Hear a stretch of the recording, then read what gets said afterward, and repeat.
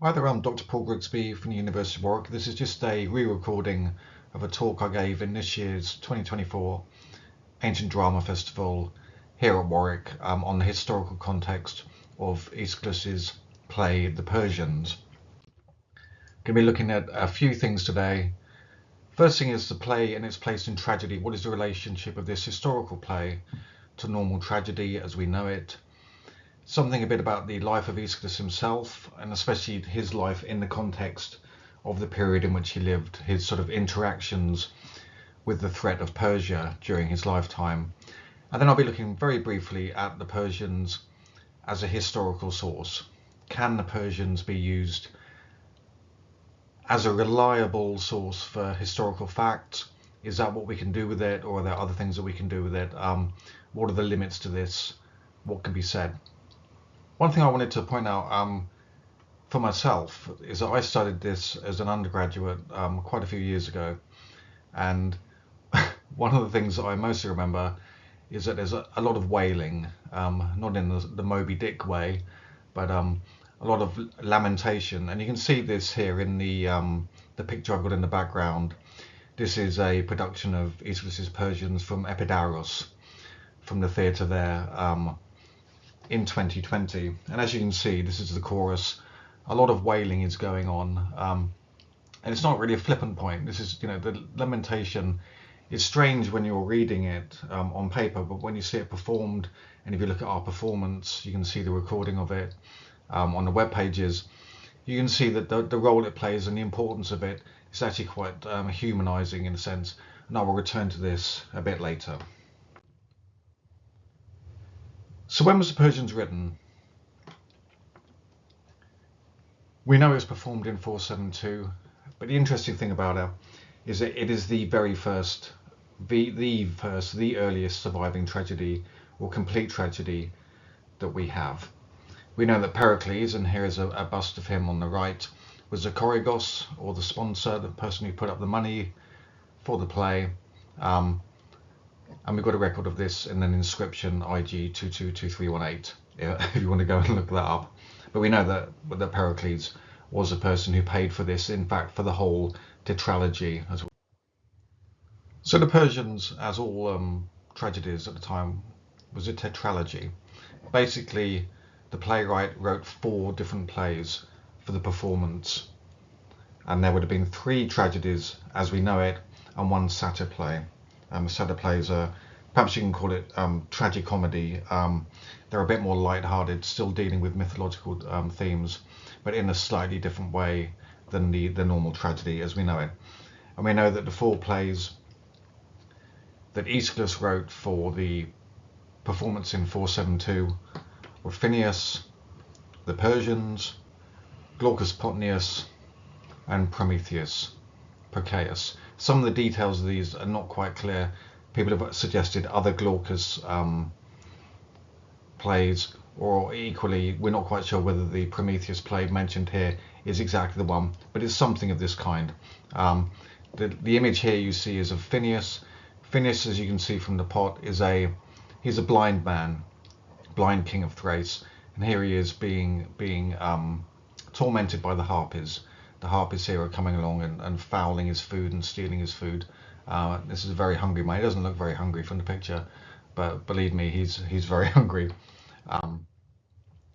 Is there a common theme? There doesn't have to be a common theme for a tetralogy.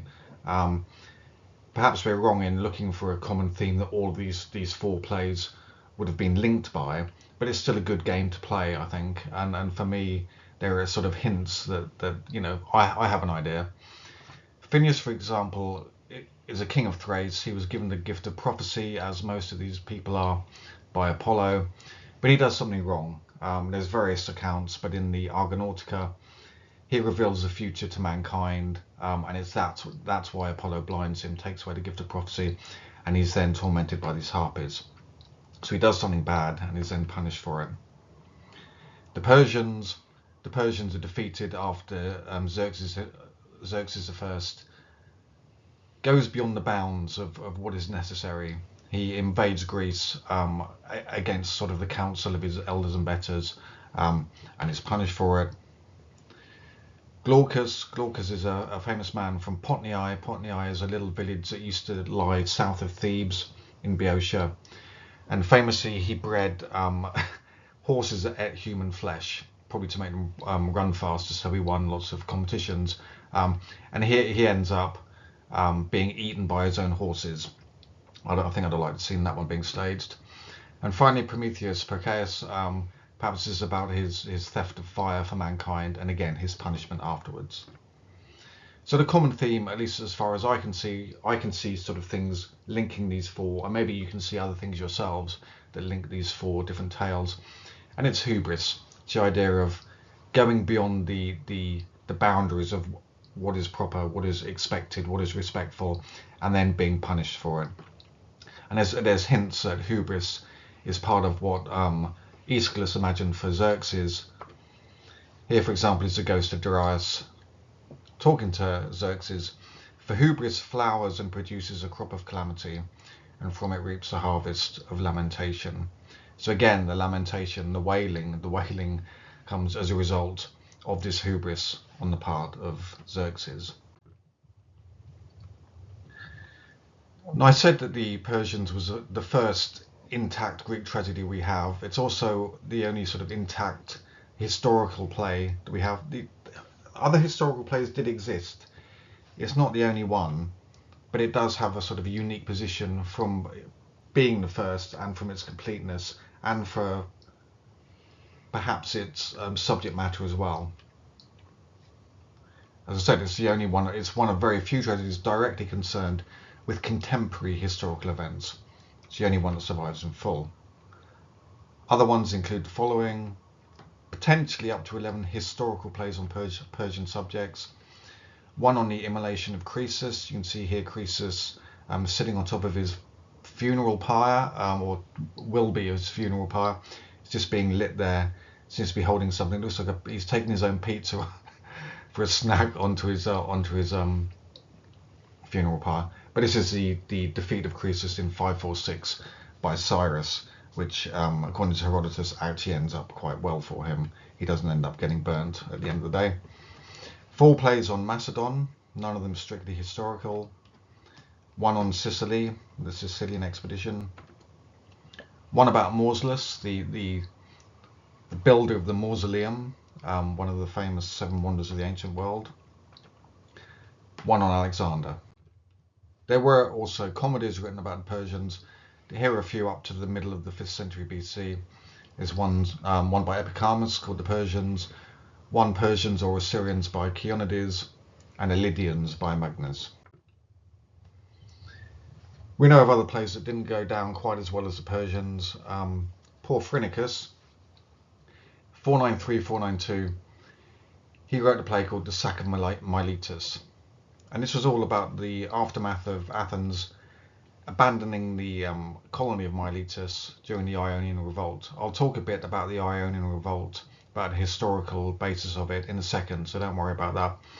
But let's just say this portrayal of Athens, the Athenians' actions and the result of what happened in Miletus did not go down well in the theatre.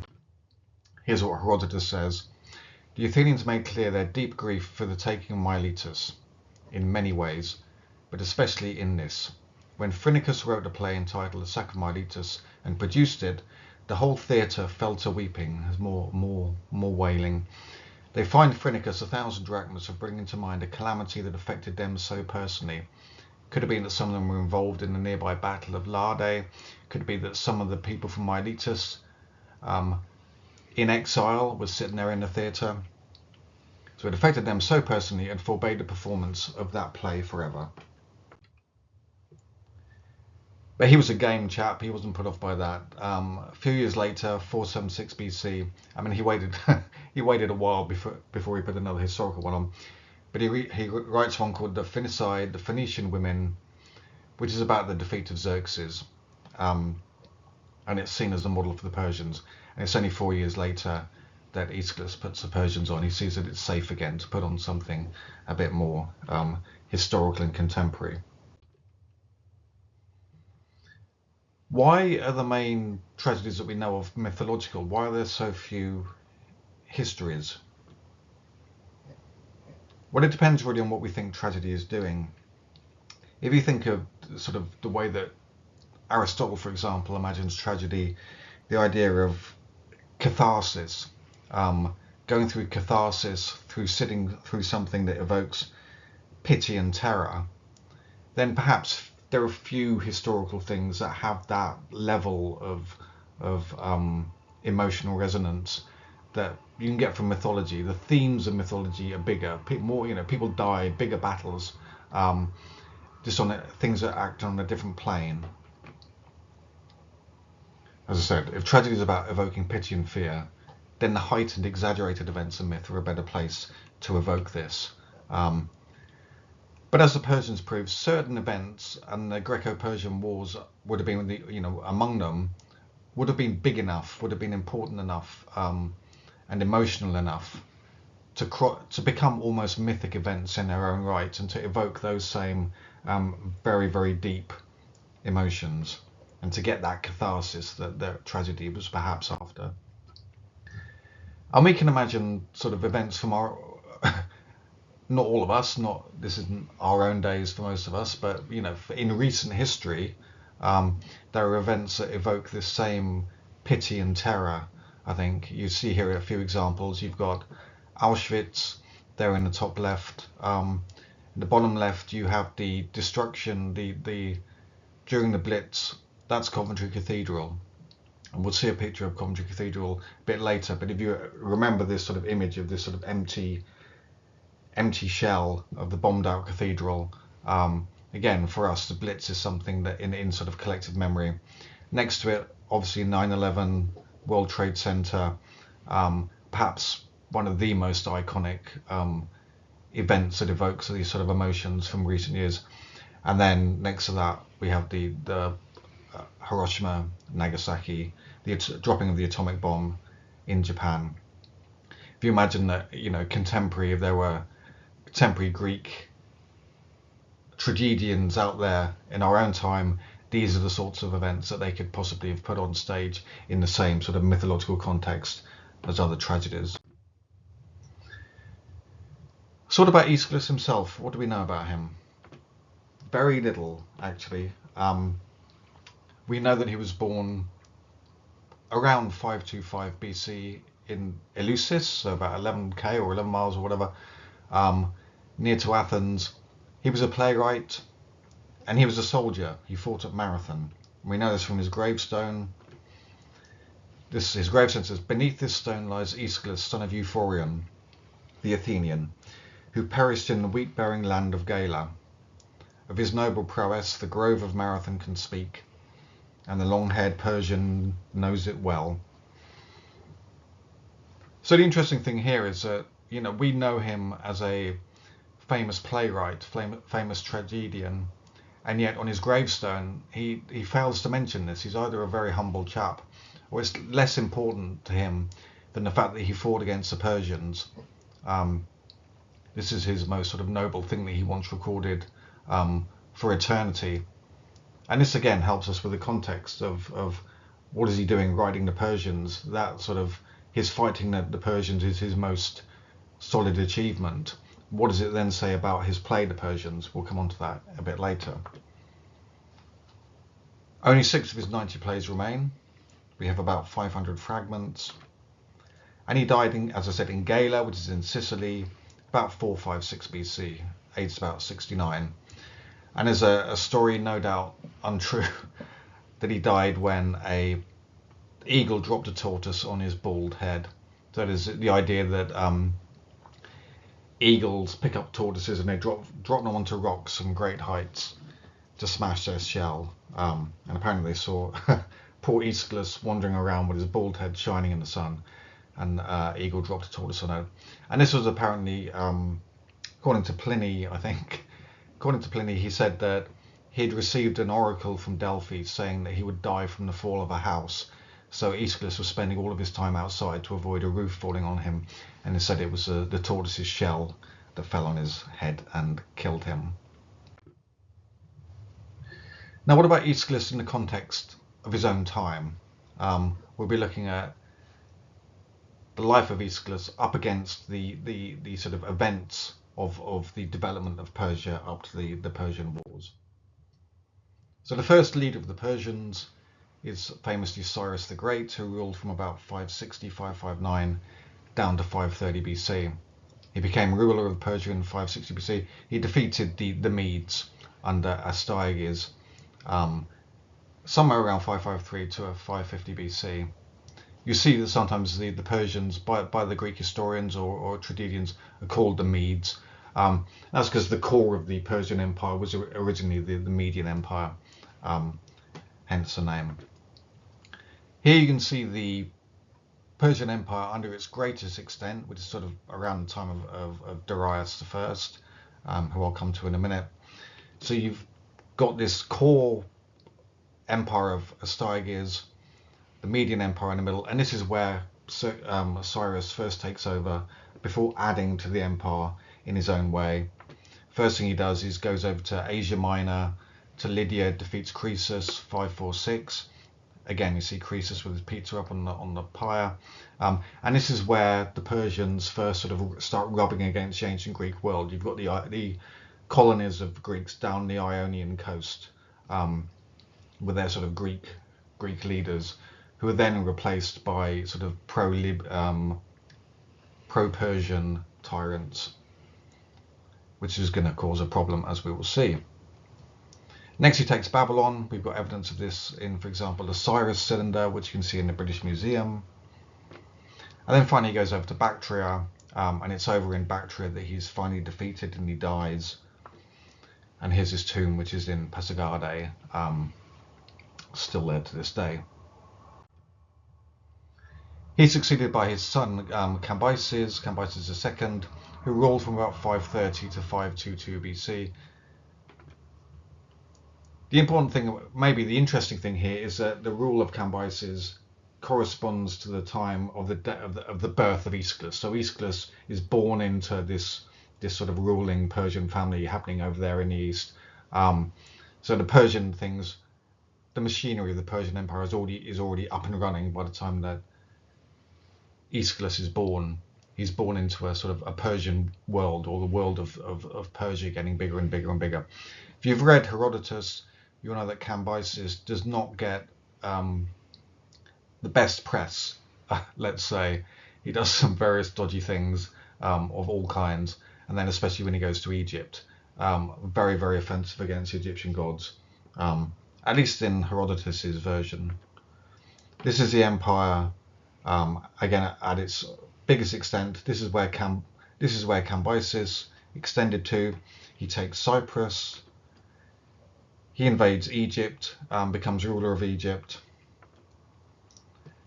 One of the things that Herodotus accuses Cambyses of is of killing the Apis bull, this very, very holy animal in ancient Egypt. But in fact, we have evidence, we have inscriptional evidence, such as this, the Apis stele here, dated to the regnal year 6 of Cambyses, about 424 BC, which depicts the king himself, Cambyses himself, as an Egyptian pharaoh worshipping the Apis bull.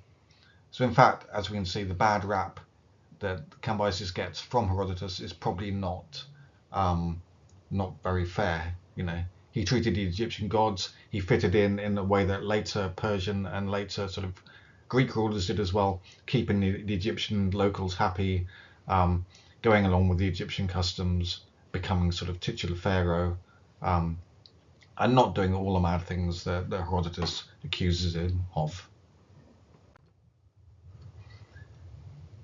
He is then replaced after his death by Bardia or Smerdis in about 522 BC. In Herodotus, Smerdis is an imposter. He's a false Smerdis. He's impersonating Cambyses' brother who's been murdered. And this impostor is killed by Megabyzus and replaced by Darius I. And this is exactly the version that is given by Darius himself. On the Behistun monument, here you see Darius trampling the impostor Smerdis. And basically the Behistun monument is his justification of his taking the throne. And this is the version that Herodotus is using. Aeschylus, though, as we will see, seems to tell a different story.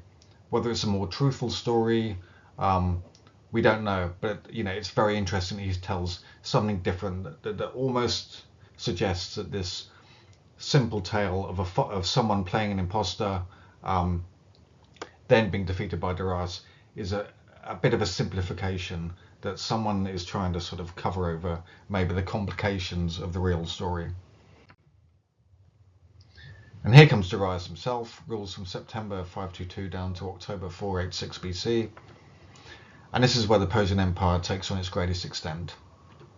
So he adds all of these areas going over into sort of what we now see as Libya in Egypt, up past sort of Georgia, almost into USSR, then all the other sort of the extent of his empire out to the east, including going into sort of the Indus Valley, so into India. And this was going to be the greatest extent of the Persian Empire as it stood. And we read about this at the Behistun Monument, and also his defeat of various revolts. It's not easy keeping an empire this size. You're kind of continually extending it, but also putting down little revolts by revolting people that you're in charge of. And importantly for us, this is precisely when the Persians move into Greece proper, into Thrace and Macedonia, as we will see in a second. Darius was famous for his sort of building programs as well. We have the famous frieze of the arches here. This is a picture I took last year. It's now in the Louvre in Paris. It was originally at Susa, and there's a reconstruction of Darius's palace at Susa there in the top left. There in the bottom left you can see the ruins of Persepolis, again another complex that Darius did a lot of building work in before being burned down by Alexander. Now the enmity with Athens begins, as I said, with the defeat of Croesus in 546 BC, so it's the Persians moving in to this world of Ionia and Lydia. The Ionian revolt starts in 499 BC, and basically it starts off, at least according to Herodotus, as a kind of mistake. One of the pro-Persian, one of the sort of tyrants placed in Miletus, who's pro-Persian, Aristagoras, he decides that he wants to take Naxos, which is most definitely in the Greek world. He wants to take Naxos, and he gets Persian support for it. Complete failure. He makes various mistakes, and what he realizes is that as soon as he gets back to Miletus, he will almost certainly be replaced. The Persians will get rid of him, and so he decides to change sides and to appeal to the Greeks, and two of them answer to the call, the Athenians and the Eretrians in Euboea, to come and help him, to fight the Persians. Let's get rid of that terrible Persian threat. So in 498, the Eretrians and the Athenians come over to Persia. In fact, to Sardis, to the capital where Croesus was ruler, and was defeated by Cyrus. They don't take it. They burn a few temples, or temples are burnt accidentally during the sort of fray, and it's this burning of religious sites which really irks the Persians, and they use it in some cases as justification for their later burning of the temples in Athens and in Eretria. Here we see Miletus again.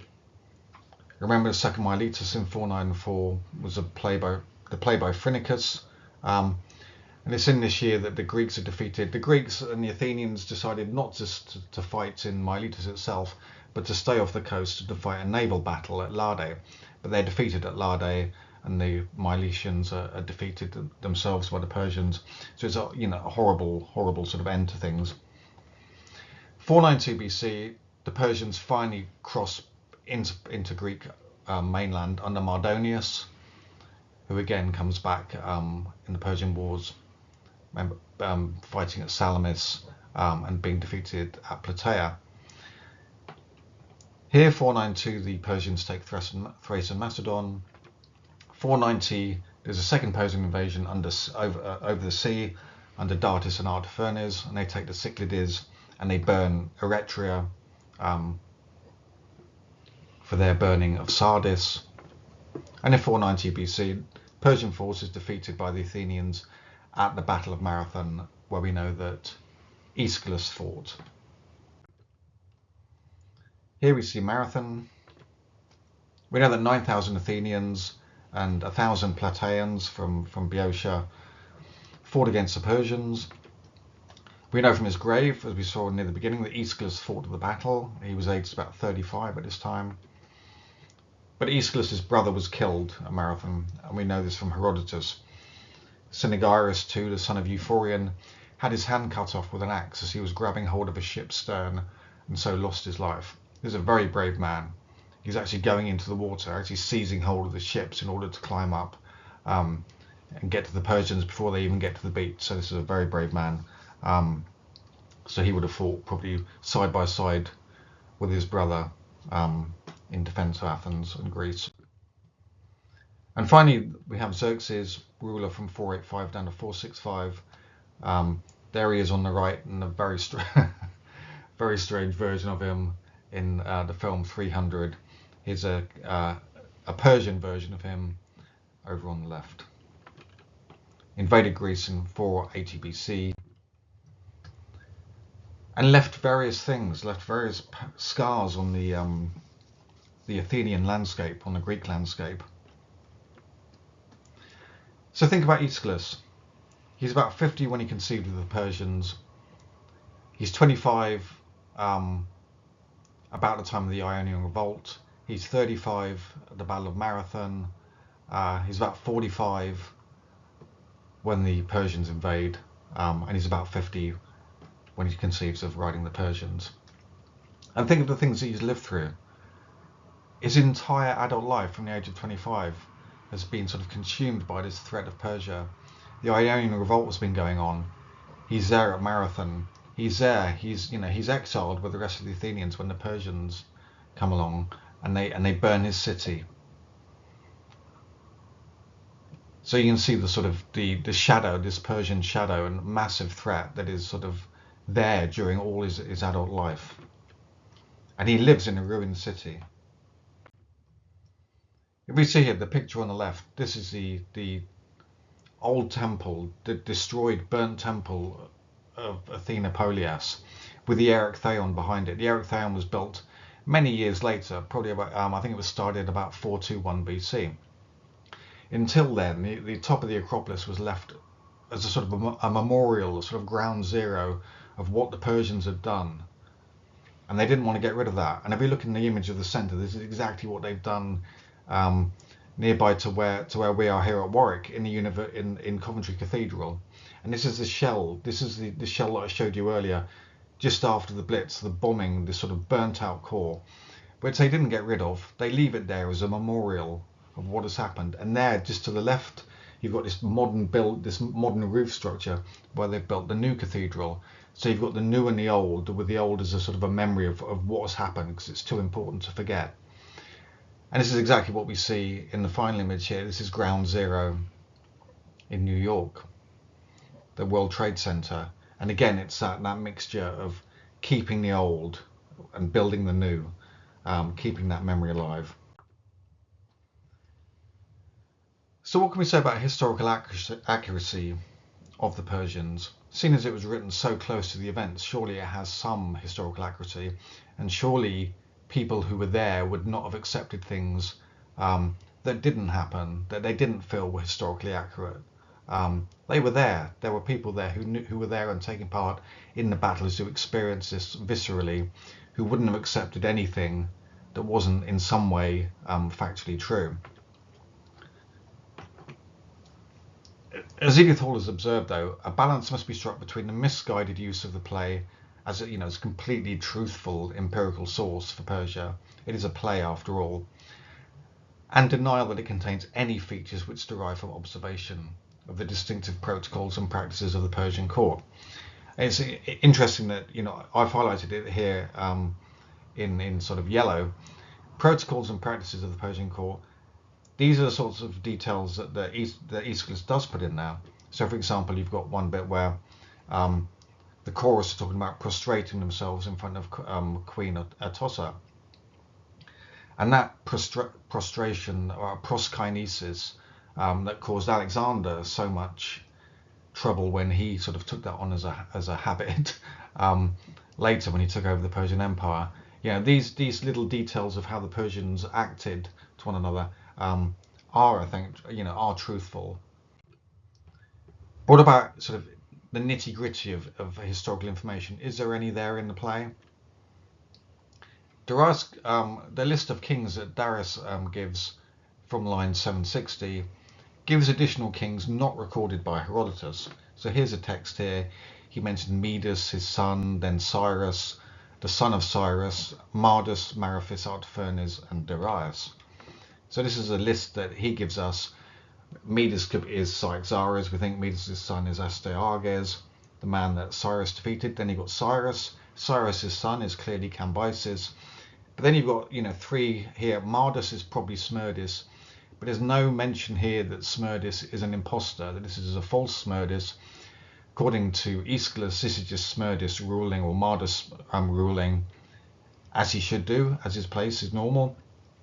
Then we have, strangely, Maraphis and Artaphernes, who are not recorded by Darius and Behiston. They are not recorded by Aeschylus, by Herodotus.